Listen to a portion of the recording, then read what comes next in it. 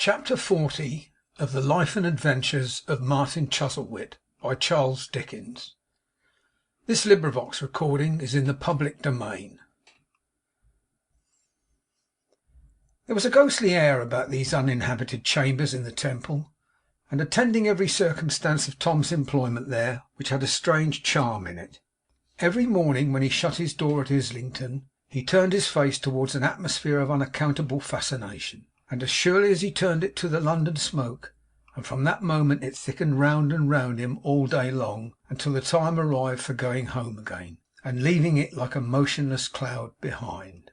It seemed to Tom every morning that he approached this ghostly mist, and became enveloped in it, by the easiest succession of degrees imaginable.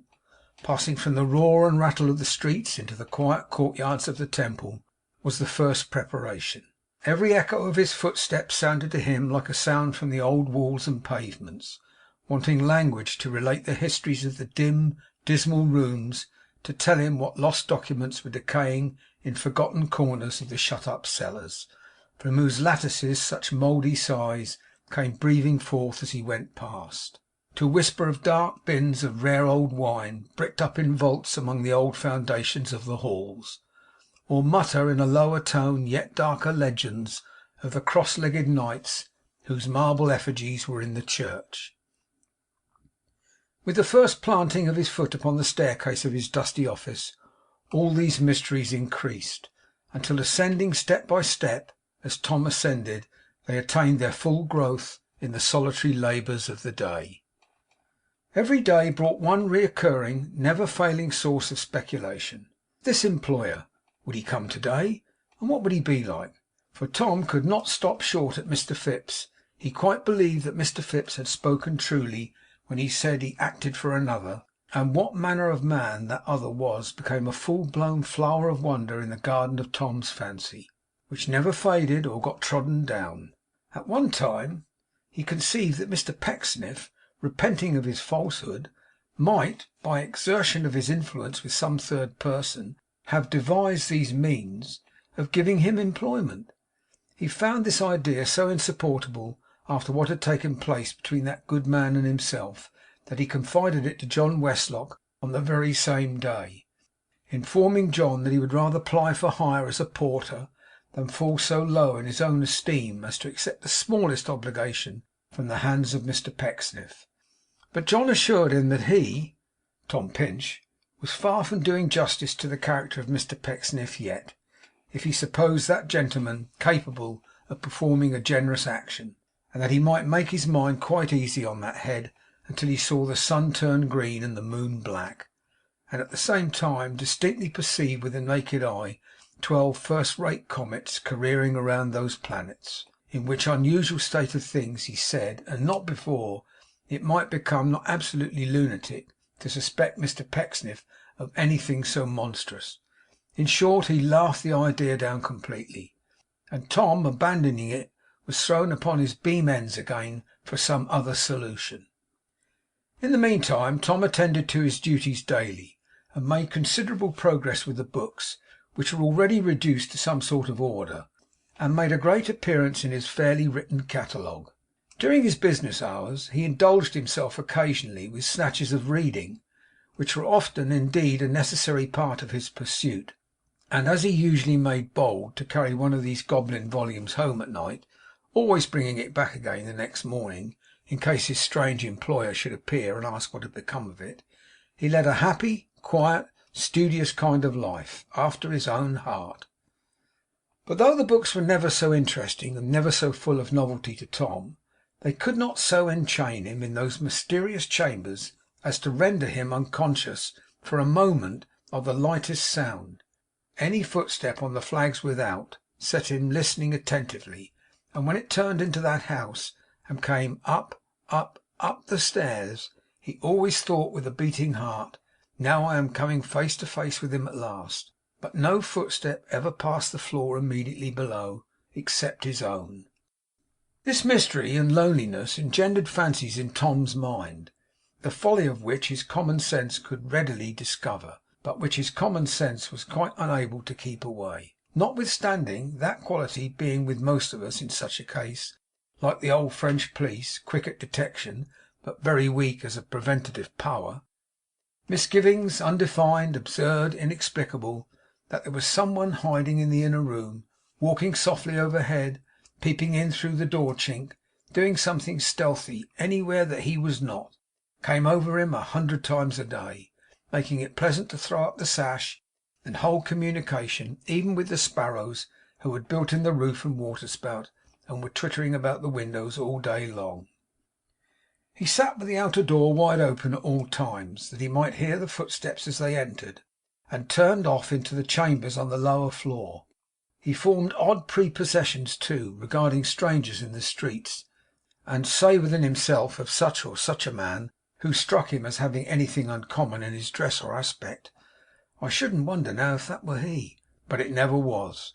And though he actually turned back and followed more than one of these suspected individuals, in a singular belief that they were going to the place he was then upon his way from, he never got any other satisfaction by it than the satisfaction of knowing it was not the case. Mr Fips of Austin Friars rather deepened than illumined the obscurity of his position, for on the first occasion of Tom's waiting on him to receive his weekly pay, he said, "Oh, by the by, Mr Pinch, you needn't mention it, if you please." Tom thought he was going to tell him a secret, so he said that he wouldn't on any account, and that Mr Fips might entirely depend upon him. But as Mr Fips said, "Very good," in reply, and nothing more, Tom prompted him. "Not on any account," repeated Tom. Mr Fips repeated, "Very good." "You were going to say," Tom hinted. "Oh dear no," cried Fips, "not at all." However, seeing Tom confused, he added, "I mean that you needn't mention any particulars about your place of employment to people generally. You'll find it better not." "I have not had the pleasure of seeing my employer yet, sir," observed Tom, putting his weekly salary in his pocket. "Haven't you?" said Fips. "No, I don't suppose you have, though." "I should like to thank him, and to know that what I have done so far is done to his satisfaction," faltered Tom. "Quite right," said Mr Fips with a yawn. "Highly creditable. Very proper." Tom hastily resolved to try him on another tack. "I shall soon have finished with the books," he said. "I hope that will not terminate my engagement, sir, or render me useless." "Oh dear no," retorted Fips. "Plenty to do. Plenty to do. Be careful how you go. It's rather dark." This was the very utmost extent of information Tom could ever get out of him. So it was dark enough in all conscience, and if Mr Fips expressed himself with a double meaning, he had good reason for doing so. But now a circumstance occurred which helped to divert Tom's thoughts from even this mystery, and to divide them between it and a new channel, which was a very Nile in itself. The way it came about was this. Having always been an early riser, and having now no organ to engage him in sweet converse every morning, it was his habit to take a long walk before going to the Temple, and naturally inclining, as a stranger, towards those parts of the town which were conspicuous for the life and animation pervading them, he became a great frequenter of the marketplaces, bridges, quays, and especially the steamboat wharves, for it was very lively and fresh to see the people hurrying away on their many schemes of business or pleasure, and it made Tom glad to think that there was that much change and freedom in the monstrous routine of city lives. In most of these morning excursions Ruth accompanied him. As their landlord was always up and away at his business, whatever that might be, no one seemed to know, at a very early hour, the habits of the people of the house in which they lodged corresponded with their own. Thus they had often finished their breakfast, and were out in the summer air by 7 o'clock. After a 2 hours' stroll, they parted at some convenient point, Tom going to the Temple, and his sister returning home as methodically as you please. Many and many a pleasant stroll they had in Covent Garden Market, snuffing up the perfume of the fruits and flowers, wondering at the magnificence of the pineapples and melons, catching glimpses down side avenues of rows and rows of old women seated on inverted baskets, shelling peas, looking unutterable things at the fat bundles of asparagus with which the dainty shops were fortified as with a breastwork, and at the herbalist's doors gratefully inhaling scents as of veal stuffing yet uncooked, dreamily mixed up with capsicums, brown paper, seeds, even with the hints of lusty snails and fine young curly leeches. Many and many a pleasant stroll they had among the poultry markets, where ducks and fowls with necks unnaturally long lay stretched out in pairs ready for cooking, where there were speckled eggs in mossy baskets, white country sausages beyond impeachment by surviving cat or dog, or horse or donkey, new cheeses to any wild extent, live birds in coops and cages, looking much too big to be natural, in consequence of those receptacles being much too little, rabbits alive and dead innumerable. Many a pleasant stroll they had among the cool, refreshing, silvery fish stalls, with a kind of moonlight effect about their stock in trade, excepting always for the ruddy lobsters. Many a pleasant stroll among the waggon loads of fragrant hay, beneath which dogs and tired waggoners lay fast asleep, oblivious of the pieman and the public house, but never half so good as a stroll down among the steamboats on a bright morning. There they lay alongside of each other, hard and fast for ever to all appearance, but designing to get out somehow, and quite confident of doing it. And in that faith shoals of passengers and heaps of luggage were proceeding hurriedly on board. Little steamboats dashed up and down the stream incessantly, tiers upon tiers of vessels, scores of masts, labyrinths of tackle, idle sails, splashing oars, gliding rowboats, lumbering barges, sunken piles with ugly lodgings for the water rat within their mud discoloured nooks, church steeples, warehouses, house roofs, arches, bridges, men and women, children, casks, cranes, boxes, horses, coaches, idlers and hard labourers. There they were, all jumbled up together, any summer morning, far beyond Tom's power of separation. In the midst of all this turmoil there was an incessant roar from every packet's funnel, which quite expressed and carried out the uppermost emotion of the scene. They all appeared to be perspiring and bothering themselves, exactly as their passengers did. They never left off fretting and chafing in their own hoarse manner once, but were always panting out without any stops, "Come along! Do make haste! I'm very nervous! Come along! Oh, good gracious, we shall never get there! How late you are! Do make haste! I am off directly! Come along!" Even when they had left off, and had got safely out into the current, on the smallest provocation they began again. For the bravest packet of them all, being stopped by some entanglement in the river, would immediately begin to fume and pant afresh. "Oh, here's a stoppage! What's the matter? Do go on there! I'm in a hurry! It's done on purpose! Did you ever? Oh, my goodness! Do go on here!" And so, in a state of mind bordering on distraction, would be last seen drifting slowly through the mist into the summer light beyond, that made it red.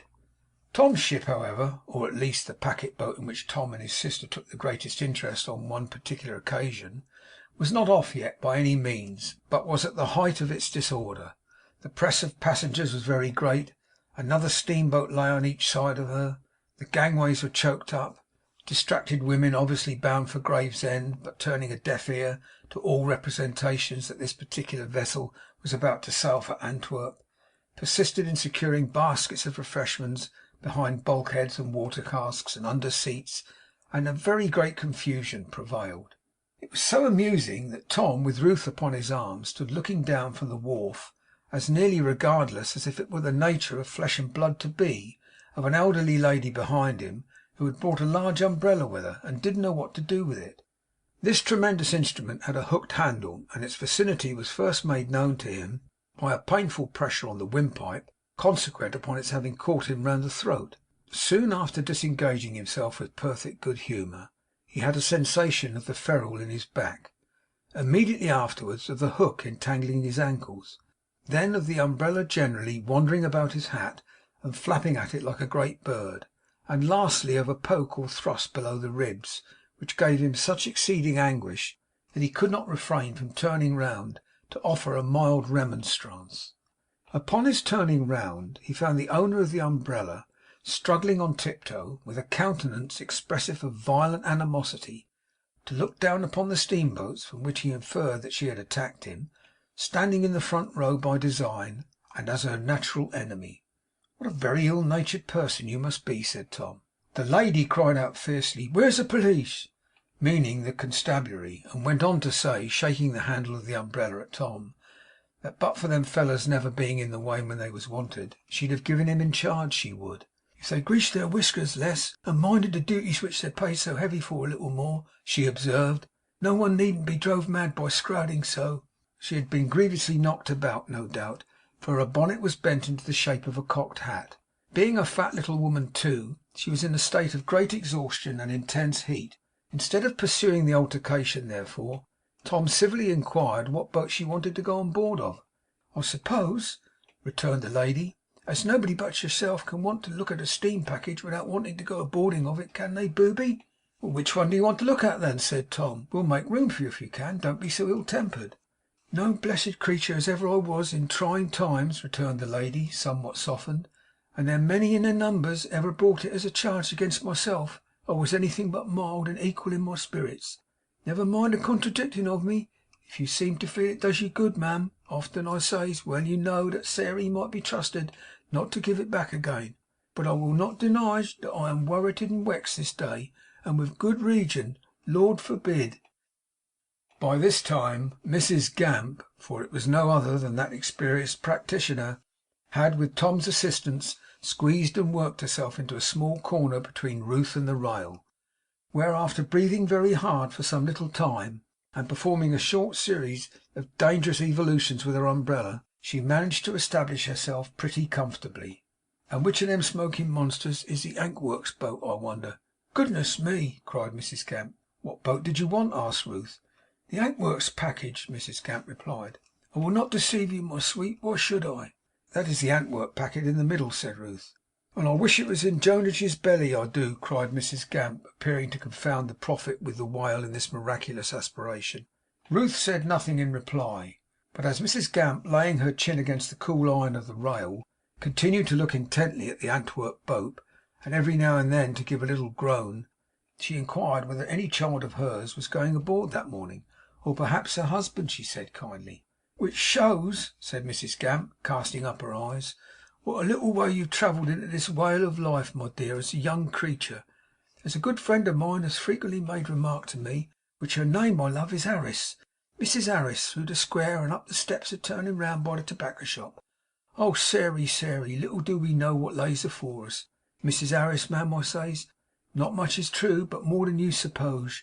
Our calculations, ma'am, I says, respecting what the number of a family will be, comes most times within one, and oftener than you would suppose.' 'Exact, Sairey,' says Mrs Harris in an awful way. 'Tell me what is my individual number.' 'No, Mrs Harris,' I says to her. 'Excuse me, if you please. My own,' I says, 'has fallen out of 3 pair backs, and had damp doorsteps settled on their lungs, and one was turned up smiling in the bedstead unbeknown. Therefore, ma'am, I say, seek not to proctipate, but take 'em as they come as they go. Mine,' says Mrs Gamp, 'mine is all gone, my dear young chick. And as to husbands, there's a wooden leg gone likewise home to its account, which in its constancy of walking into wine vaults and never coming out again till fetched by force, was quite as weak as flesh, if not weaker.' When she had delivered this oration, Mrs Gamp leaned her chin upon the cool iron again, and looking intently at the Antwerp packet, shook her head and groaned. 'I wouldn't,' said Mrs Gamp, 'I wouldn't be a man and have such a think upon my mind, but nobody as owned the name of man could do it.' Tom and his sister glanced at each other, and Ruth, after a moment's hesitation, asked Mrs Gamp what troubled her so much. 'My dear,' returned that lady, dropping her voice, 'you are a single, ain't you?' Ruth laughed and blushed, and said yes. 'Worse luck,' proceeded Mrs Gamp, 'for all parties, but others is married, and in the marriage state, and there is a dear young creature coming down this morning to that very package, which is no more fit to trust herself to see than nothing is.' She paused here to look over the deck of the packet in question, and on the steps leading down to it, and on the gangways, seeming to have thus assured herself that the object of her commiseration had not yet arrived. She raised her eyes gradually up to the top of the escape pipe, and indignantly apostrophized the vessel. 'Oh, drat you!' said Mrs Gamp, shaking her umbrella at it. 'You're a nice spluttering, noisy monster for a delicate young creature to go and be passenger by, ain't you? You never do no harm in that way, do you? With your humming and roaring and hissing and lampling, you brute!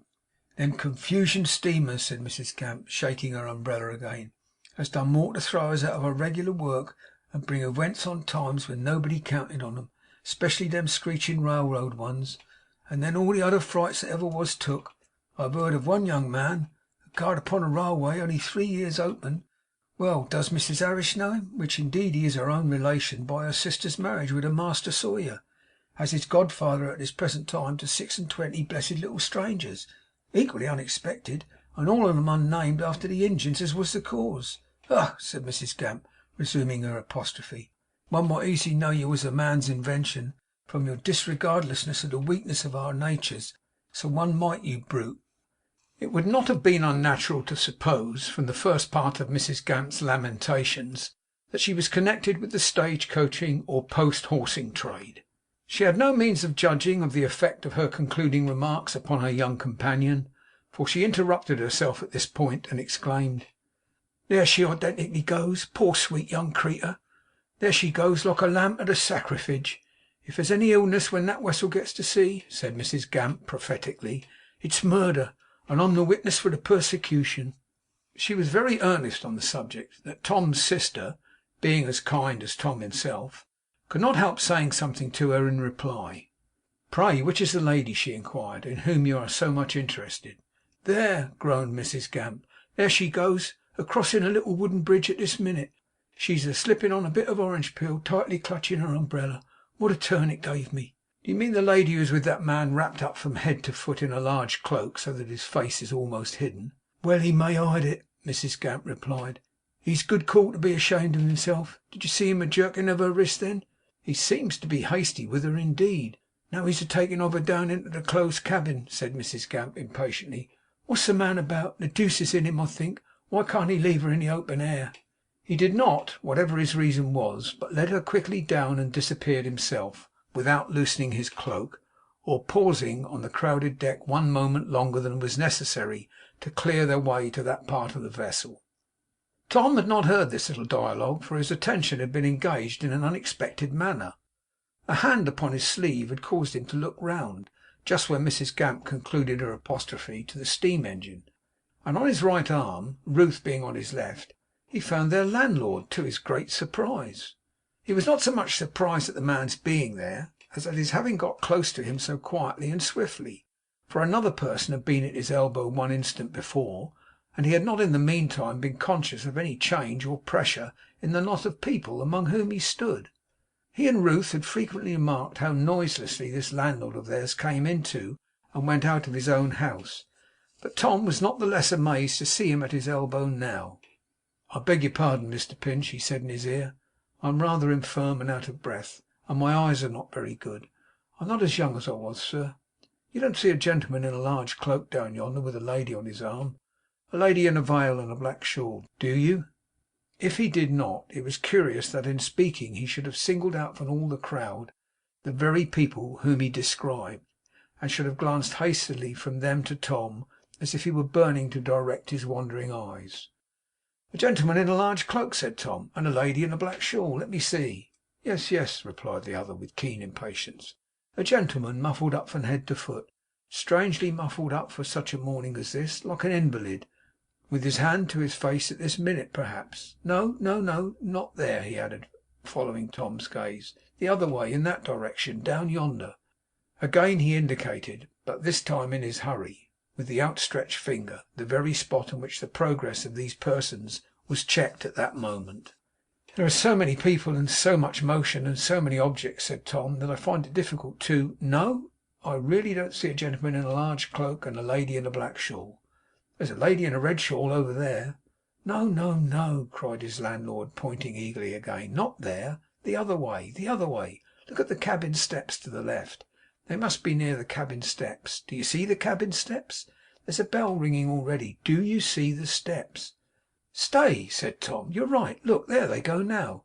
Is that the gentleman you mean, descending at this minute with the folds of a great cloak trailing down after him?' 'The very man,' returned the other, not looking at what Tom pointed out, however, but at Tom's own face. 'Will you do me a kindness, sir, a great kindness? Will you put that letter in his hand? Only give him that. He expects it. I am charged to do it by my employers, but I am late in finding him, and not being as young as I have been, I should never be able to make my way on board and off the deck again in time. Will you pardon my boldness, and do me that great kindness?' His hand shook, and his face bespoke the utmost interest and agitation, as he pressed the letter upon Tom, and pointed to its destination, like the tempter in some grim old carving. To hesitate in the performance of a good-natured or compassionate office was not in Tom's way. He took the letter, whispered Ruth to wait till he returned, which would be immediately, and ran down the steps with all the expedition he could make.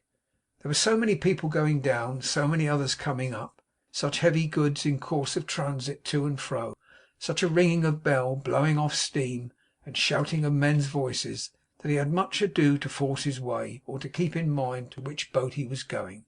But he reached the right one with good speed, and going down the cabin stairs, immediately descried the object of his search standing at the upper end of the saloon, with his back towards him, reading some notice which was hung against the wall.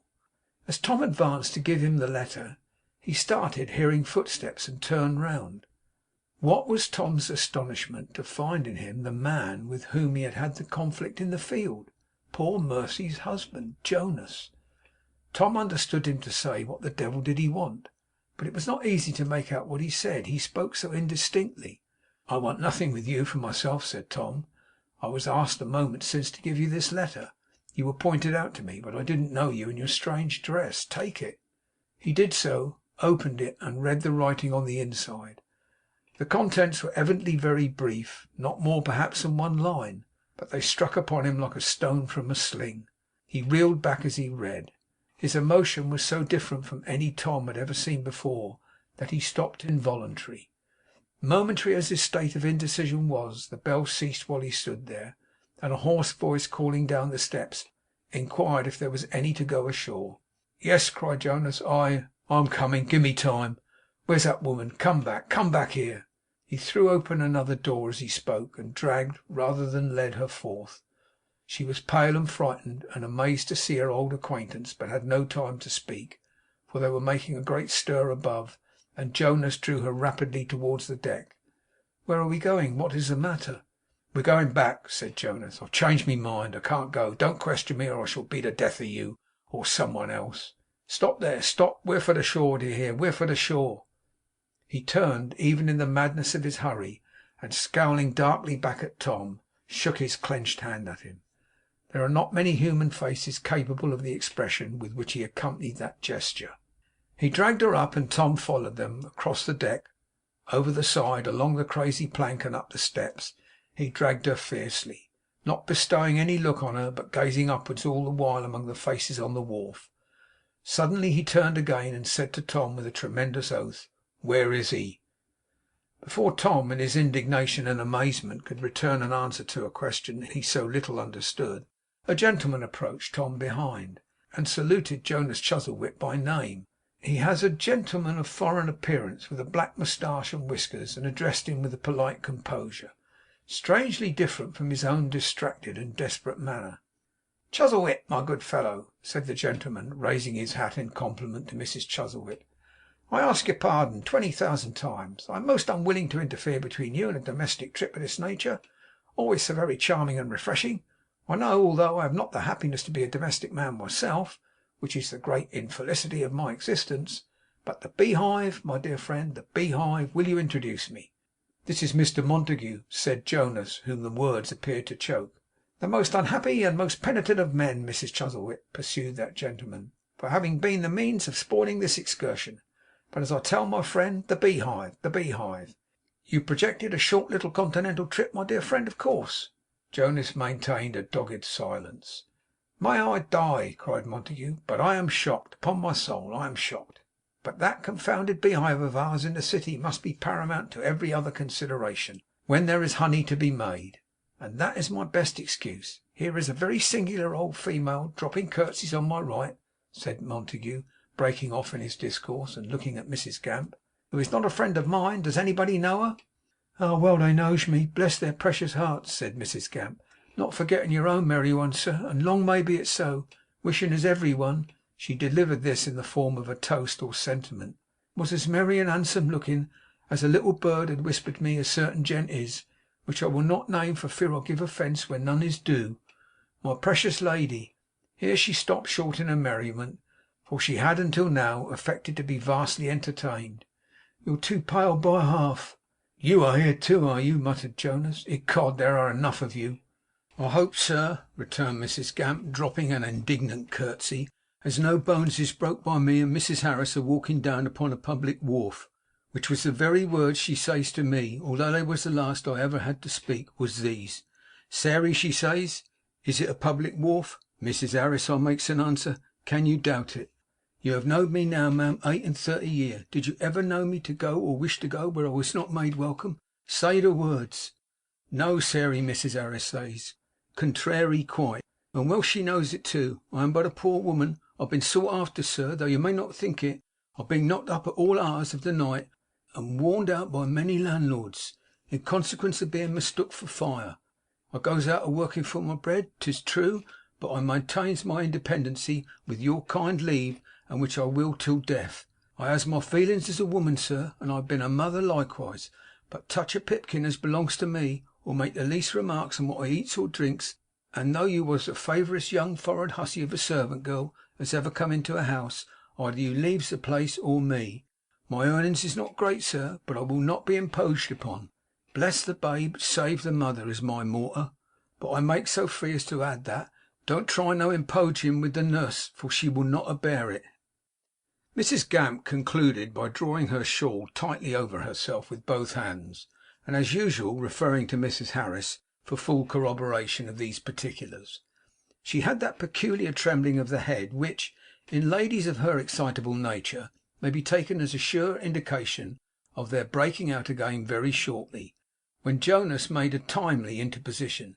'As you are here,' he said, 'you had better see to her, and take her home. I'm otherwise engaged.' He said nothing more, but looked at Montague as if to give him notice that he was ready to attend him. 'I am sorry to take you away,' said Montague. Jonas gave him a sinister look, which long lived in Tom's memory, and which he often recalled afterwards. 'I am, upon my life,' said Montague. 'Why did you make it necessary?' With the same dark glance as before, Jonas replied after a moment's silence: 'The necessity is none of my making. You've brought it about yourself.' He said nothing more. He said even this as if he were bound and in the other's power, but had a sullen and suppressed devil within him, which he could not quite resist. His very gait as they walked away together was like that of a fettered man, but, striving to work out at his clenched hands, knitted brows, and fast set lips, was the same imprisoned devil still. They got into a handsome cabriolet which was waiting for them, and drove away. The whole of this extraordinary scene had passed so rapidly, and the tumult which prevailed around as so unconscious of any impression from it, that although Tom had been one of the chief actors, it was like a dream. No one had noticed him after they had left the packet. He had stood behind Jonas, and so near him that he could not help hearing all that passed. He had stood there with his sister on his arm, expecting and hoping to have an opportunity of explaining his strange share in this yet stranger business. But Jonas had not raised his eyes from the ground. No one else had even looked towards him, and before he could resolve on any course of action, they were all gone. He gazed around for his landlord, but he had done that more than once already, and no such man was to be seen. He was still pursuing this search with his eyes, when he saw a hand beckoning to him from a hackney coach, and hurrying towards it, found it was Mary's. She addressed him hurriedly, but bent out of the window that she might not be overheard by her companion, Mrs Gamp. 'What is it?' she said. 'Good heaven, what is it? Why did he tell me last night to prepare for a long journey? And why have you brought us back like criminals? Dear Mr Pinch!' She clasped her hands distractedly. 'Be merciful to us. Whatever this dreadful secret is, be merciful, and God will bless you.' 'If any power of mercy lay with me,' cried Tom, 'trust me, you shouldn't ask in vain. But I am far more ignorant and weak than you.' She withdrew into the coach again, and he saw the hand waving towards him for a moment. But whether in reproachfulness, or incredulity, or misery, or grief, or sad adieu, or what else, he could not, being so hurried, understand. She was gone now, and Ruth and he were left to walk away and wonder. Had Mr Nadgett appointed the man who never came to meet him upon London Bridge that morning, he was certainly looking over the parapet and down upon the steamboat wharf at that moment. It could not have been for pleasure. He never took pleasure. No, he must have had some business there. End of chapter 40.